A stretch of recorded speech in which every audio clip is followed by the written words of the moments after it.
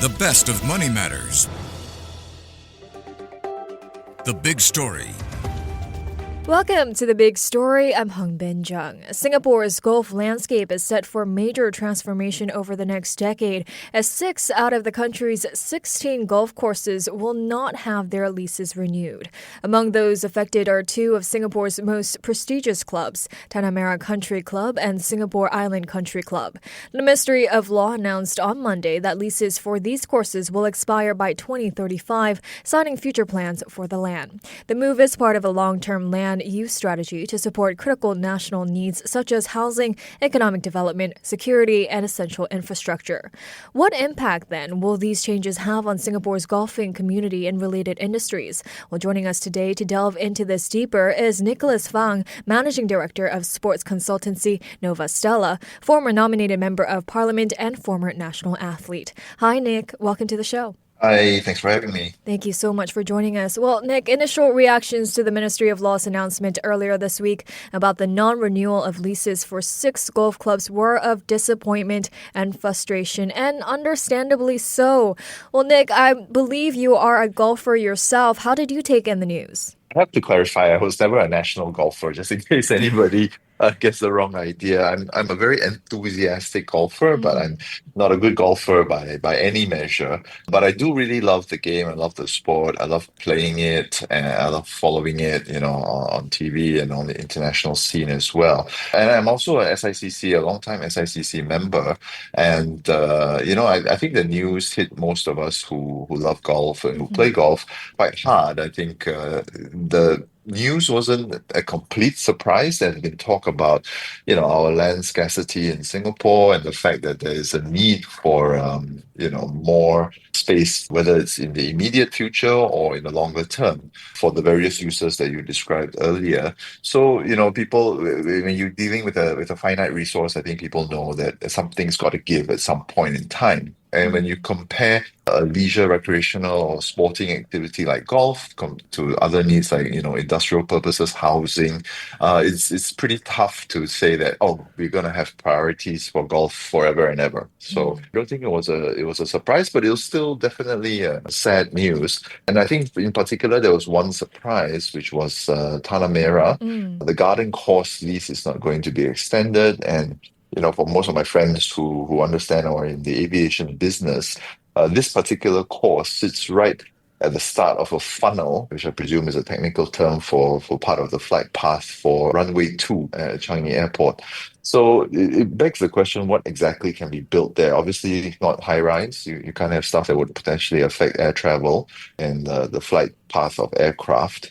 But I'm guessing that the government does have pressing land use needs for that particular land. As we know, golf courses take up quite a bit of space. They require, large tracts of land, and potentially something could be done with that. So that's pretty sad. Right. As a SICC member, we've already given up one course when Keppel, the Greater Southern Waterfront, lost their original home. They took over one of the SICC courses. And now we're going to lose the other one that's adjacent to the Sime course, the Bukit course. That's going to be converted into a public course for potentially when Orchid loses their home, and they're going to take that over as well. Right. So definitely some impact, Yeah, but why do you think the move comes now? I mean, why the closure of these courses all at once? I think obviously it's based on land use requirements. The government would have plans for how they want to use all these different pieces of land, and we're in SG60. We're growing and progressing in our national journey, and there will be increasing requirements for land. Again, whether it's for residential, industrial, commercial, or other public sector requirements. So potentially, it's been a trend. We've started to see, the news about first of all, Marina Bay has closed down, and then Keppel lost their home, and before that, we saw Jurong Country Club, and one or two others also lose their space. So it's a bit of a trend. It's not again not a new thing. Like I guess the question that we're asking now is, what does the future hold? Right. How many more courses will we lose? Hmm. Bearing in mind that for a pretty small country and a pretty small population, the per capita access to golf courses in Singapore has historically been pretty high compared to other countries. So we've been in a pretty privileged position for a long time, and golf is close to the hearts of many, many people. I'm guessing that the government potentially would have done some projection as to the take up and Hmm. the demand for golf. And maybe some of the forecasts are for younger people to not love golf as much as the older generation. My dad's generation, Right. my grandparents' generation, they loved golf a Hmm. lot, and yeah, people used to do a lot of deals and businesses on the golf courses, and now young people are excited by a lot of other different activities like high rocks and stuff like that. So maybe that's the way that the authorities perceived the landscape currently, and Hmm. and that's why the decision was made now to take these steps. So, do you think this is a necessary trade off in land-scarce Singapore or a cultural loss? And is that trade off worth it, Nick? That's a really tough question. I think understanding the trade-offs is definitely, it's not hard for everyone to see that, when if it's 1 + 1 = 2, at some point something's got to give, right? When you have just this bit of land that we have. But yes, I think in terms of a cultural and sporting loss, I think that's a big impact. I think golf is a great sport. I know it has its diehard supporters and also its detractors. Some people say, it takes up so much space. It takes up so much time to play a round of golf, and because of the prices of private club memberships, it's the purview of people who have the financial resources to enjoy the game.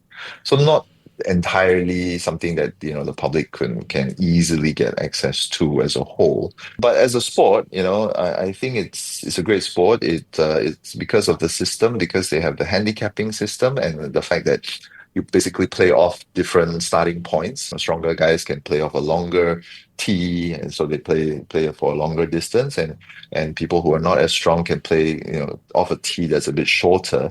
And that means that people of different abilities, ages, different genders. I play a lot of golf with my wife. I've seen, three-generation families playing golf together. Grandpa, parents, and the kids can all sort of play, and they're all playing together. Mm. They're not like, oh, you go do your thing and we meet back later. So Hmm. it's a great way to spend time with family and friends, and I guess that's why businessmen used to like it, because you have a captive audience for a pretty long time. Right. And it's an Olympic sport, and at the highest levels, we've historically had great golfers who performed at the professional level. We had Madan Mamat, we had Lam Chi Beng, and now we have a new generation of young guns who are doing well. We had our first ever Singaporean golfer, Hiroshi Tai, play at the Open. We have a young lady golfer who's doing well at the not quite the professional level, but at the international level. Mm. So, it definitely will have a hit in different ways in terms of high performance, in terms of people enjoying sports and outdoors activities, and in a truly inclusive way where, people, couples, families can play together, different Hmm. genders. You can really bring people together. So I think definitely it's a loss that we see some courses going away. Well, speaking of which, there are approximately 140,000 active golfers here in Singapore, plus 75,000 using simulators or short courses. Yet access is now shrinking, right? So, Nick, how can Mm. the sport sustain or even grow participation without such courses? So it's good news that the SICC Bukit and the Keppel Simon courses are going to be combined into an 18-hole course that will be open to the public. It's the first time that a public club will have an 18-hole course. It used to be only 9 holes, and only private clubs had 18 holes. So I think the people who run Orchid Golf Club, which is under the auspices of the NTUC, the trade unions, They're doing some really good stuff to try to make golf more accessible. They have, of course, the My Golf Kaki. It's a virtual golf membership that you pay a much lower rate than you would for a private club membership, and you can have a handicap, and you can still gain access to different courses, and also we'll have this new combined course at the SICC Bukit and Keppel Sime location. So the public will still have access, and hopefully in an affordable way. And based on, I think, some surveys that the Singapore Golf Association has done, they're not detecting a drop-off in interest and passion among golfers. So, I think that if we're talking about the development of a sport, you need to have a big base of people who are interested in the sport, who can then potentially progress up the ranks, younger people coming in and maybe representing Singapore at the Olympics one day. You never know. So I think it's not entirely doom and gloom. It's obviously not the great situation we had, years ago when we had 18 golf clubs in Singapore, which was quite a lot for a small country again. So I think it's up to the Singapore Golf Association and to all the other clubs to find innovative ways to keep the sport accessible and to keep allowing people. One of the challenges we've had since COVID is it's really hard to get a tee time. Golf was super popular during COVID because it was one activity you could do. It was outdoors. You weren't around a lot of people, and that sort of interest has persisted till now. It's really not easy to get a tee time. So I think different clubs are experimenting with things like night golf. So they put up lights, so the playing time extends beyond the daylight hours. They're trying different formats. The options traditionally have been either a 9-hole or an 18-hole game. Now they are trying to do what they call sixes. So you just play 6 holes. If you're a fast player, you can be done in an hour, and you can play before work and still get to work without having to miss any time in the office. And then, of course, the thing that a lot of people are talking about is the simulators. You mentioned 75,000 people are interested in playing in simulators. That's an interesting format. I've tried it a few times. Obviously, it's not quite the same thing. You don't have fresh air. The turf, the surface that you play off is not quite the same. It's artificial. And you can't obviously mimic all the different conditions in a golf course. But some of the systems are pretty good, pretty advanced. So hopefully people will still enjoy golf and get into the sport and learn in a certain way. Simulators, are weatherproof, they're air conditioned, there's food, easy access to food and drink. So it's a good social activity as well. Not quite the real thing. But if people do get interested in the sport, then potentially they'll have to think about maybe going just across the causeway to Johor Bahru, to Bintan, to Batam, where there are access to much bigger tracts of land, more golf courses, and more opportunities to play. But we just need to keep the interest going. Right. I mean, zooming into one of the golf courses that is set to close down, Mandai Executive Golf Course, it looks like half of Mandai's users are juniors, and the course has, produced national talent. So what is the impact on the talent pipeline and coaching livelihoods then when, public access declines? Well, I think that they'll definitely have some impact.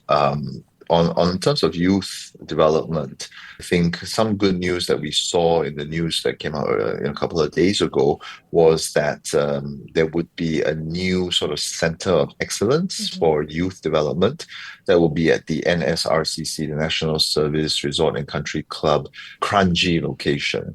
I'm quite lucky that I'm a NSRCC member as well. So, that will be a center of excellence for youth talent development and ostensibly create opportunities for young aspiring golfers to start picking up the sport and to receive some solid coaching as well. But it's a simple numbers game. You're right. When you had 16 and now you have 12 courses, 12 clubs, there will be less opportunities for pros to have a coaching job. And simply put, there will be less opportunities for people to be members and to play. So, but we should see, again, the Singapore Golf Association has said that they will work with what they have and make the best of the situation. And hopefully we won't see a drop-off in opportunities to gain access to the sport and to excel at the sport going forward. Right. Do you think the loss of 6 golf courses in Singapore could also lead to an increase in club memberships? That's an interesting thing. The experts who do look at the buying and selling of golf memberships, the brokers Hmm. have said that it's a bit too early to Mm. assess because you will have people looking at the remaining leases. Some go up to 2030. I think one goes up to 2035, and they'll say that, oh, it's going to be a depreciating asset. It's going to dwindle away to the value of zero.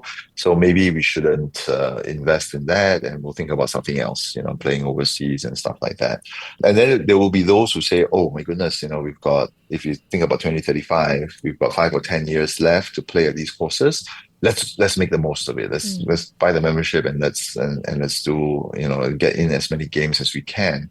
So those two, contradicting forces will impact the pricing, and I think we're still in the wait and see mode to assess which way the prices will go. Well, before we let you go here, Nick, are golf courses then just the beginning? What other underutilized or elite-controlled spaces could be next in line for redevelopment? Will more sports or recreational land be repurposed in the years ahead? That is, again, another very good question. I think not many other sporting facilities or recreational facilities have the land footprint of golf courses, to be frank. Right? A running track, a football field is definitely not on the scale of a full 18-hole course. But I think it is a signal that all of us have to take note of that as we sort of started talking about, the notion of trade-offs is critical.